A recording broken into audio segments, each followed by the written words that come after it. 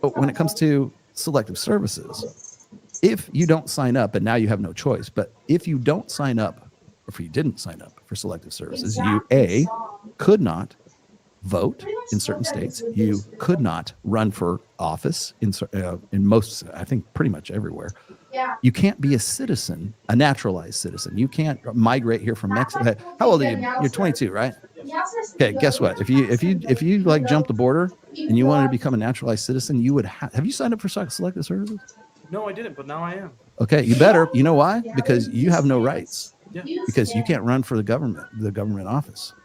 You also cannot be a real. Technically, you can't be a citizen right now.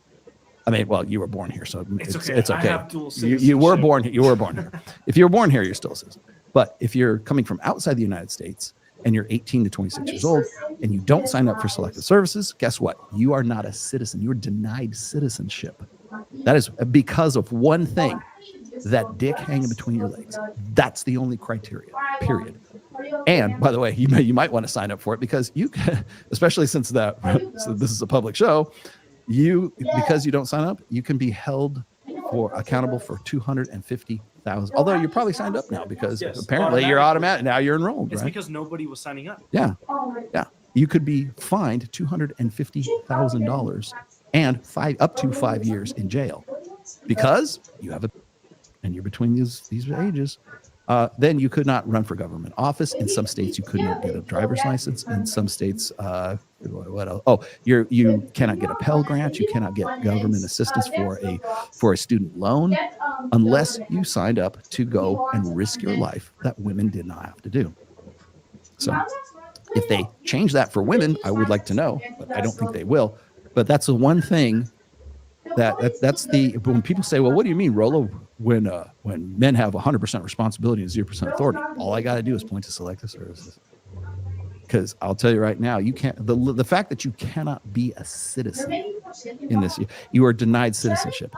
But if you had a vagina, you would be okay. You'd be in.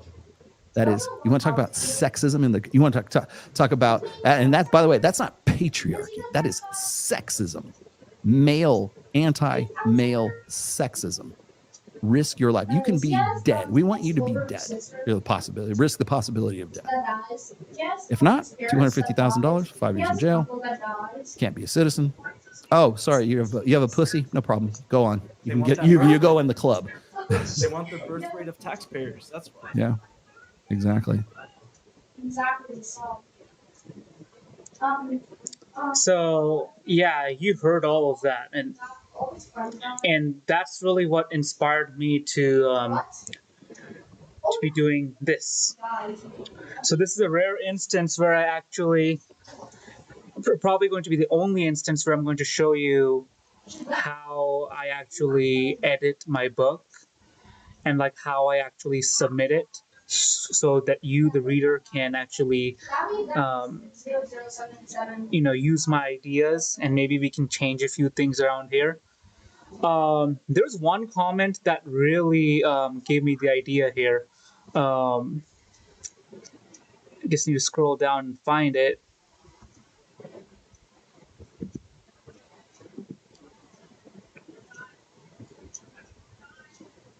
Okay. So Working Schlub 8861, he commented, stick them in support roles. We need 3 people for every 1 combat soldier. So that got me thinking, and that's where I came to this. So I'm actually writing this down, and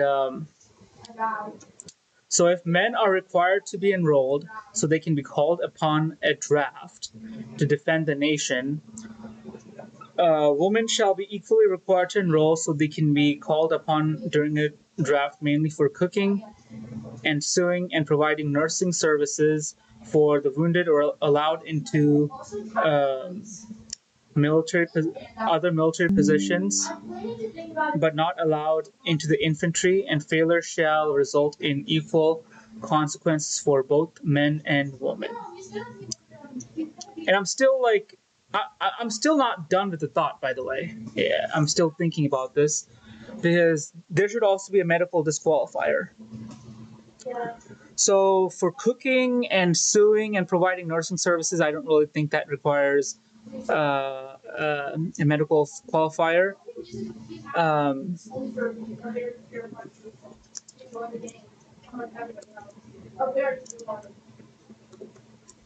Standards are met.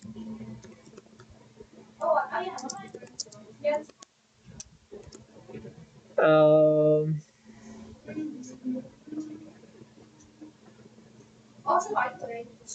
Regardless of health condition, regardless.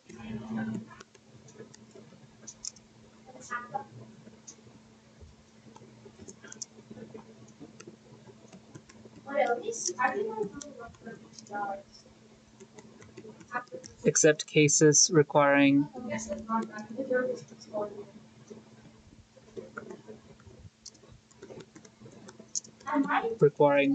uh, urgent medical attention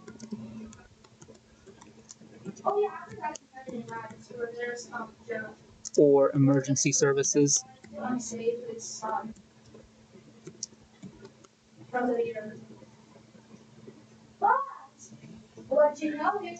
Hmm.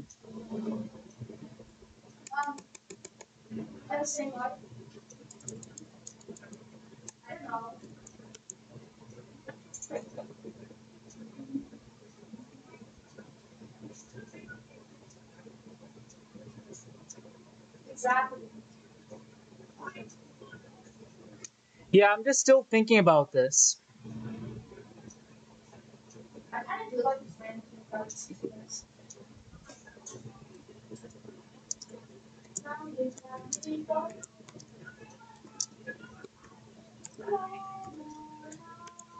If fit to serve, because I don't want to push this down like another page. So, okay, so if men are required to be enrolled, if fit to serve, so that they can be called upon a draft to defend the nation. Women shall be equally required to enroll so that they can be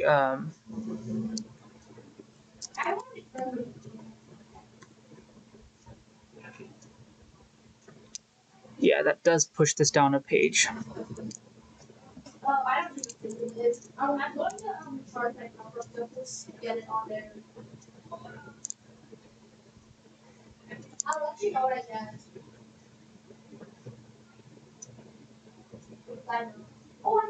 So they can be called upon during a draft, mainly for cooking and sewing and providing nursing services for the wounded, regardless of physical health condition, except severe medical cases requiring urgent attention.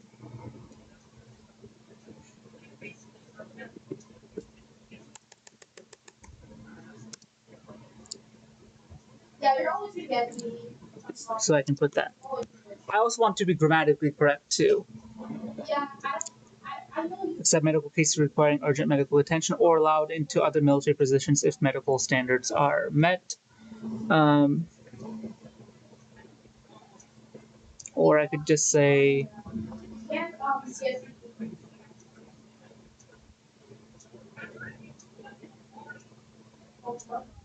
should I say if fit to serve or if medical standards are met? That's quite the pickle here. Fit to serve or medical standards are met?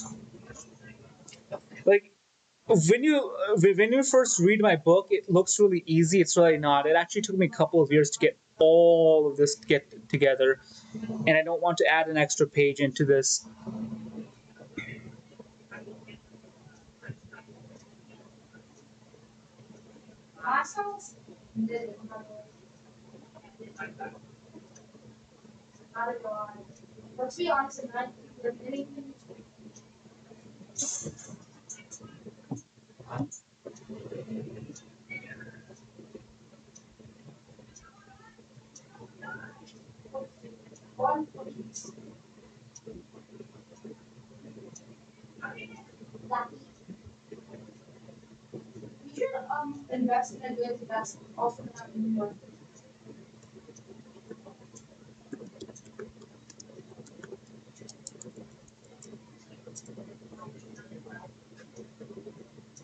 Let's just stick with if fit to serve.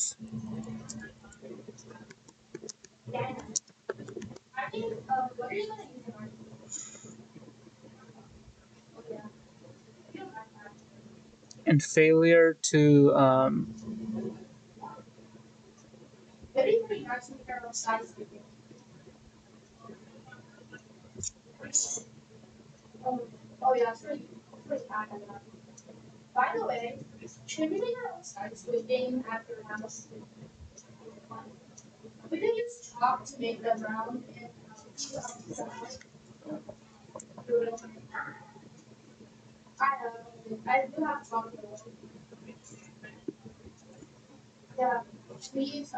failure to comply shall result in equal consequence for both men and women. How does that sound?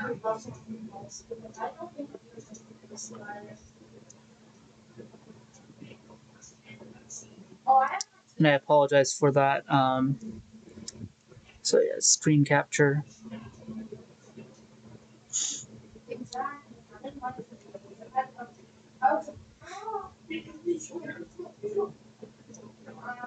But can you guys imagine if you're like a lawmaker, a lobbyist, and you're like the one drafting a bill. Like imagine how exciting that is. Like whatever you're writing up, and it's going to affect so many people's lives. I mean, for a lot of people, it'd be also kind of spooky, the responsibility. It's just like so heavy and all.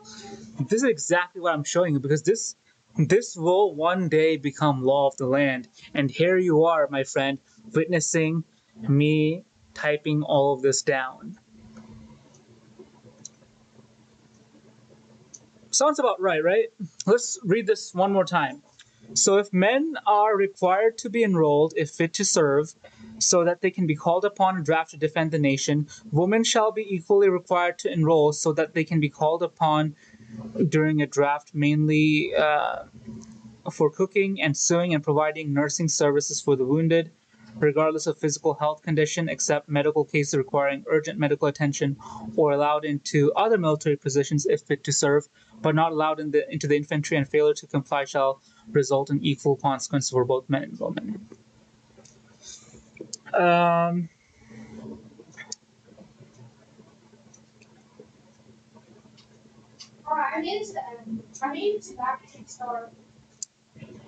Let's just say served in the armed forces.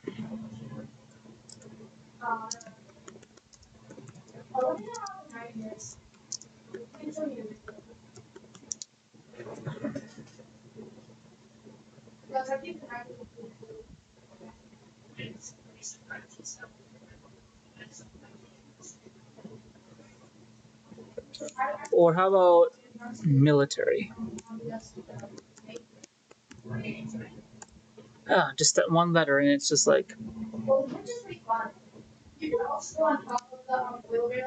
it's a strange thing that this Microsoft does. Like I add just one more letter and bingo.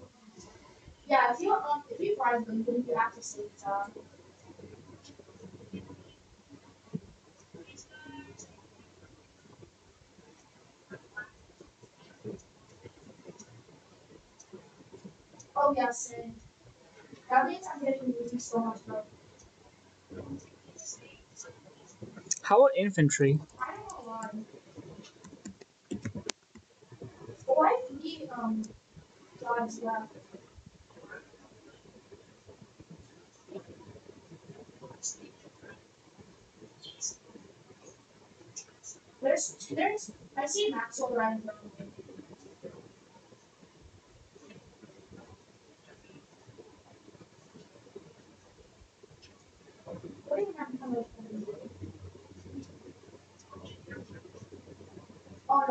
Oh, upon a draft to fight in a war.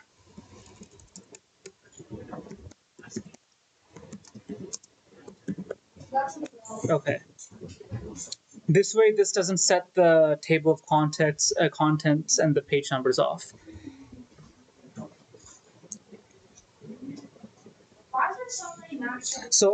So final time. If men are required to be enrolled, if fit to serve, so that they can be called upon a draft to fight in a war.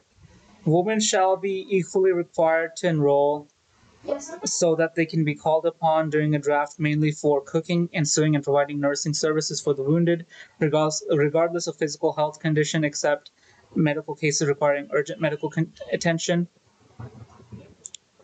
or allowed into other military positions if fit to serve, but not allowed into the infantry, and failure to comply shall result in equal consequences for both men and women. For men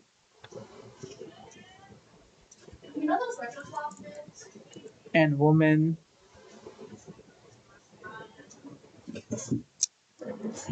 and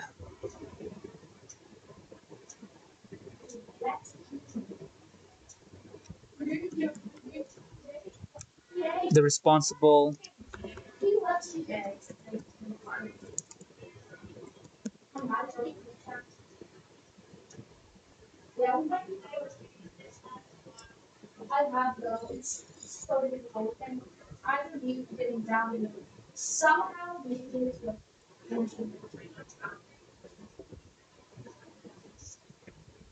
yeah, yeah, like this is hard. Like this is really, really hard. Like I go around making these YouTube videos, but I kid you not when I say this is hard.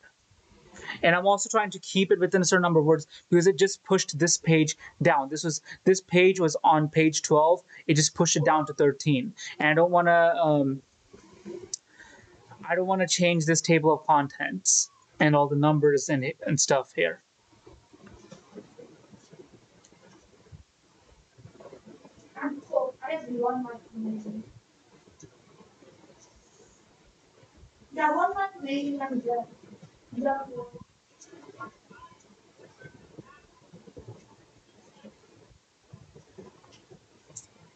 And what I was thinking here as a government official, so like suppose they draft you into the war and you're like medically really, really unfit.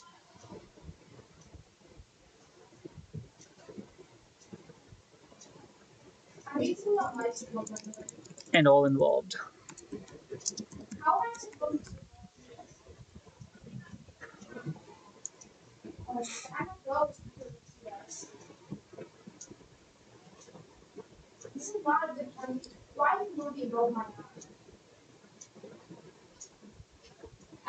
For men, women, and recruit and the recruiters.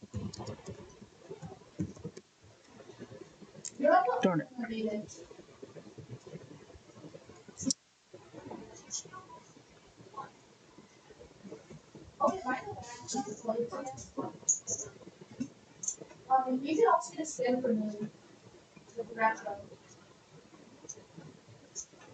Actually, this works. And the recruiter.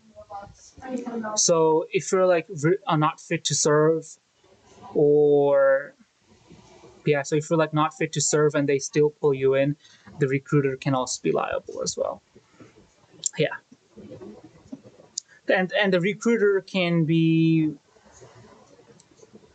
essentially anyone.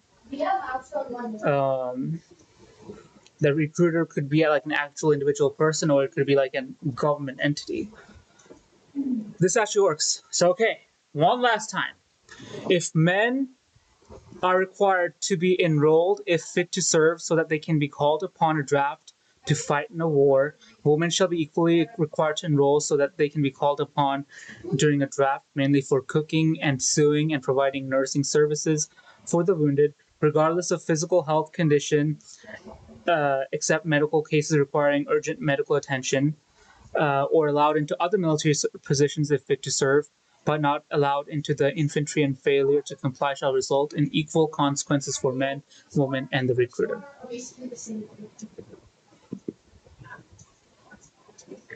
Bingo. That's it.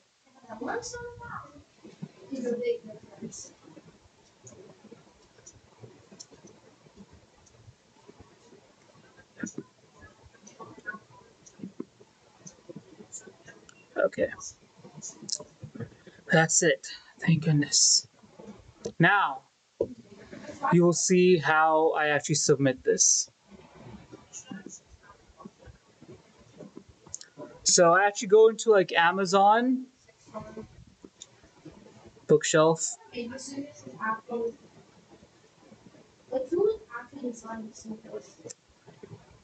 And you know what? For now, I'm actually going to unpublish every single one of them. Because I want, when you buy my book, you're going to buy the most up-to-date copy. Don't worry, because I'm using another one. Yeah, the cooldown of this is 3 seconds. Did you know that? So once it's unpublished, you cannot buy the book. So now let's start with the paperback. So edit paperback content. So this is the stuff that shows up on my end. You actually enjoy this. Yeah, but the e-part, the most fun thing about this is one of them have to do this series. Oh, you should go for Xevious. You should go for this Xevious. And we get literally we're not.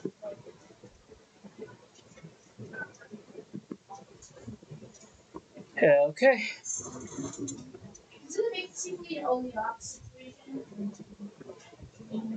You're basically that. Unless you have something like a million hour. Why did y'all do the go really small? And I'm also going to do the same thing with Do I sacrifice my life? Should I sacrifice? He said, the hardcover. exactly. We just add 17, but yeah. The particles, I just started with the There's 7 line of sacrifice.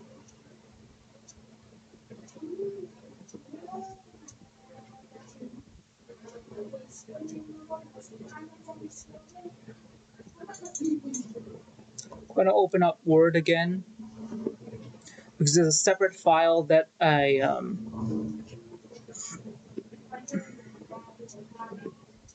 Did you get down in the summer after you did that? have for the ebook. Because the ebook doesn't have the it's basically the same thing but without the table of contents because it doesn't match up.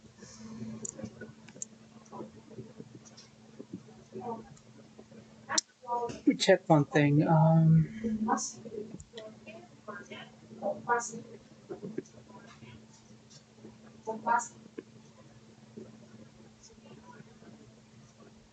Okay, that makes sense. So this is page 11, and this is page 10. And the reason for this is simply because I did not give it a table of contents for the ebook.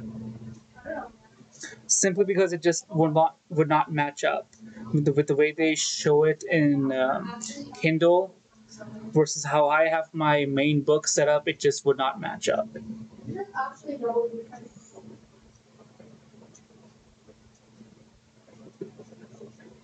Yep, and it also has the same amount of spacing, so I'm good. Is it because they said the last one you? So now it's saved. I'm basically done.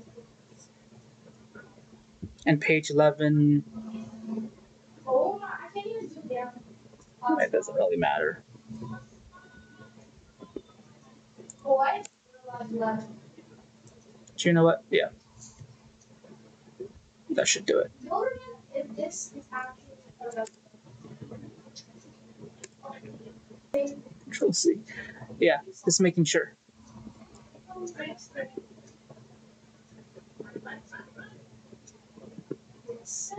So that's, yeah. So on the paperback, this would be 12. This is page 11. So again, because of the lack of table of contents, which I explained, it doesn't match up with the Kindle. Um, Oh my. yeah, it's just stuff like this that I'm just really make sure that like the spacing and everything, all of that is just, you know.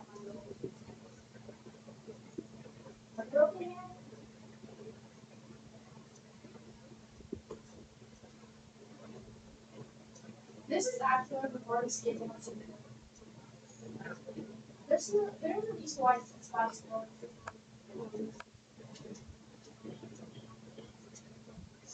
What is spicy? It's good.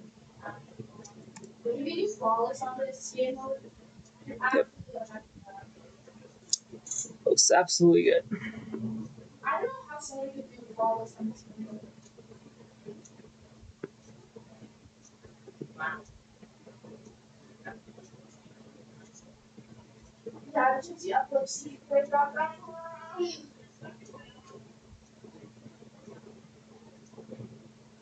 You would do the Minecraft block. Minecraft block is the best one. Probably can I see this skin? Retro. Oh, what in the retro spot? Are you looking at? Oh, my. What in the retro spot? And are you looking at? Eugene! Eugene! Eugene, the round time started. Eugene, the round started.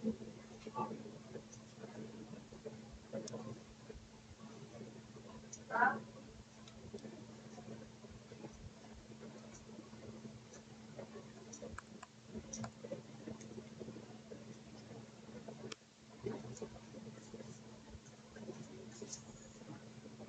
It's fine. Okay, so this is a paperback, and now I'm just going to have to just like kind of certify it. It's gonna be fun.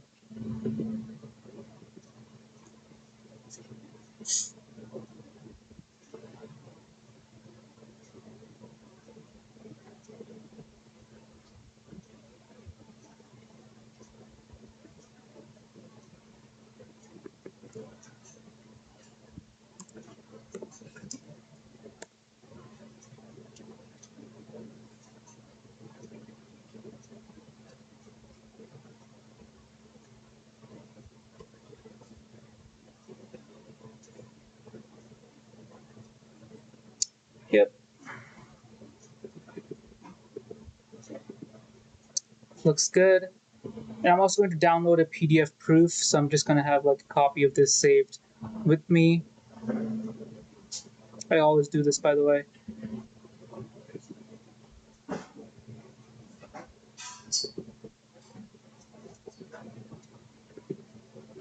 Yes. So I'm going to approve this. 79 pages.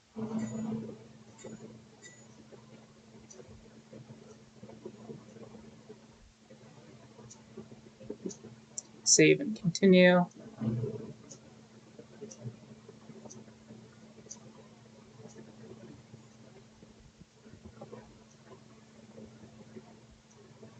And publish the book.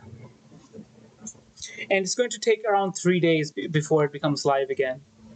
Because since I unpublished it, in order for them to like republish it, it's going to like take 3 days. Whereas if I didn't unpublish it, they would have just had this in a couple of hours. So for the hardcover, it's kind of glitchy. So that's why I'm going to Cover Creator.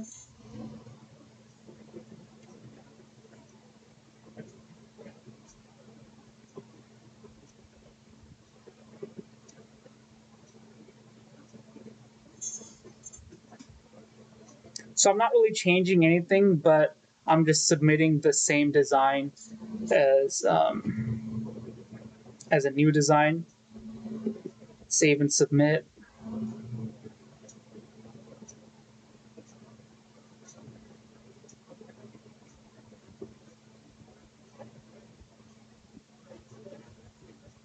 So we just wait for a bit.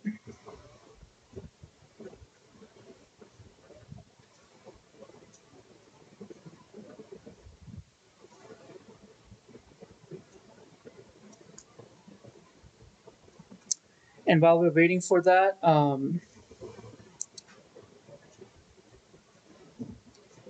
we're going to do the edit ebook content. So here, so this is the, yeah. So there's going to be that ebook added to that so that we know it's like the ebook file. So that's exactly what I'm going to be pulling up.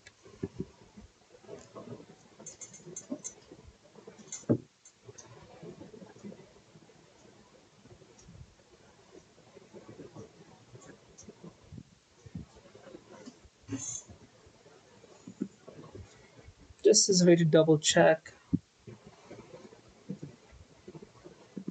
that everything's all right. Yep, all good.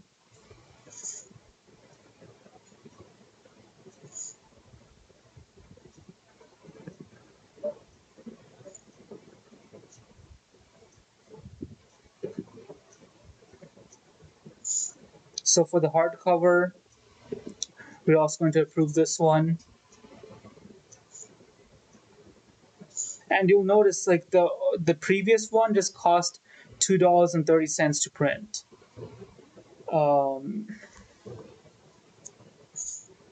You'll see a different number for the hardcover.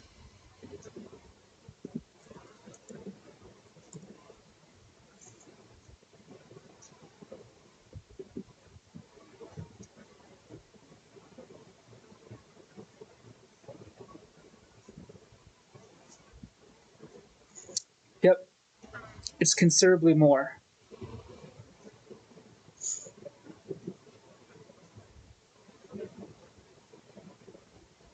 And the reason why I charge such a large amount, well, the reason why there's such a big of a difference between the prices between the hardcover and the paperback is because I have to charge a little bit more in order to make more or less the same money.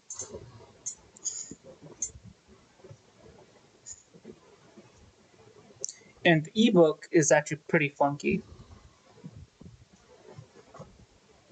because I get 60% royalty. With the ebook, I can only get 35% royalty. And I'm going to show you why.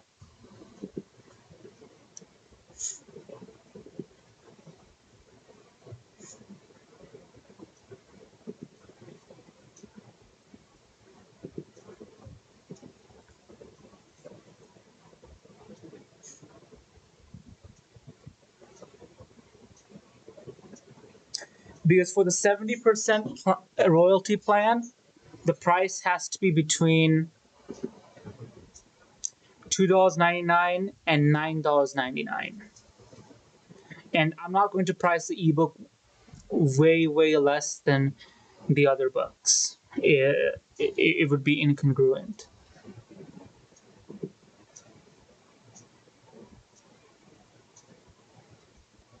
And I actually make the least amount of money with the ebook.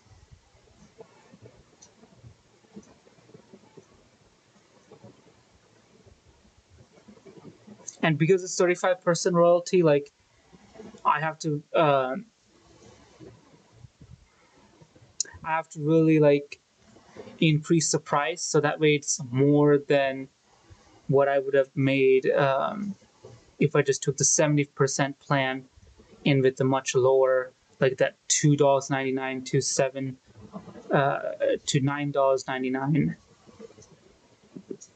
So it's just kind of like making more of than that break-even point. So that's also a part of it.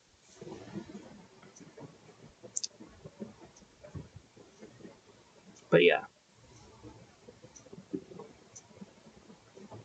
And it's really Amazon that's helping me distribute my work. so that way you guys can have it. So there you go. I just added in my last edit, and yeah, be sure to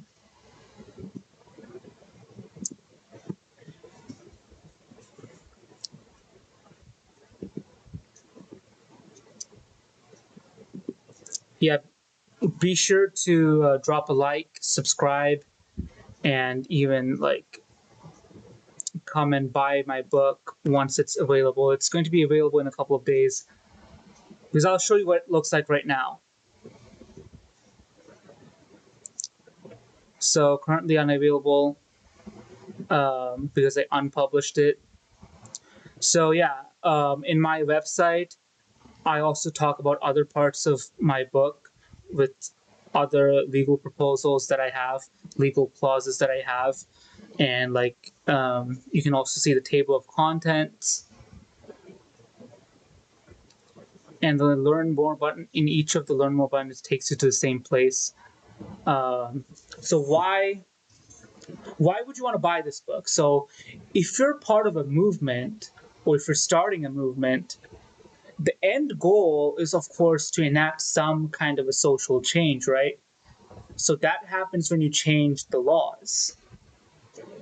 And how are you going to do that if you don't contact your representatives or your senators and tell them that, hey, we want this set of laws? Because that's what, you know why companies run our government?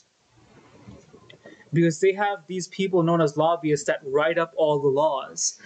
And then just the senators and representatives just take it and make some amendments to it. And they're working with lobbyists the entire time.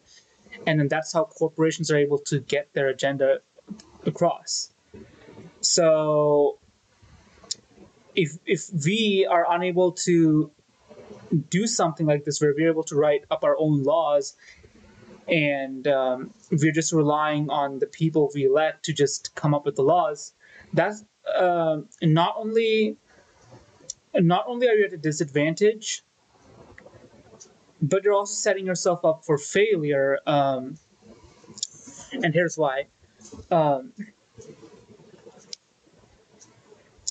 Because now you lost your bargaining power. Because every politician, like, their end game is just to get elected and re-elected. And well, beyond that, their end game is to make a ton of money. A ton. And that's way beyond what they're paid to their government paychecks. And that's the whole point of why they want to get elected and re-elected.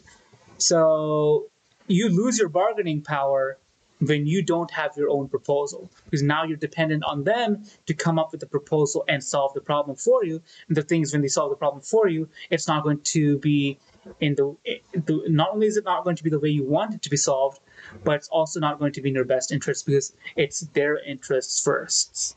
So it's like negotiating, like in a bargaining table. Like, and if you don't have something on your end, you're gonna get screwed over. So there's that part of it. And another thing, though, is you're also helping to finance us, so that way we can lobby on behalf of you, and we can solve these type of societal issues. So you can just help us to help you. And if you're also part of a movement, or if you're starting a movement, don't think of me as a competitor. Think of me more as your ally. Because I'm helping, because you're both essentially helping each other. You're giving me the cash, and I'm giving you the tools that you can use to negotiate and bargain. So we're not competitors by any means. We're allies, and we're just helping each other out and reinforcing each other's influence, and so that way we can all accomplish the common end goal of changing these types of messed up things about our society. So with that being said, I'll see you on the next one. I'm out.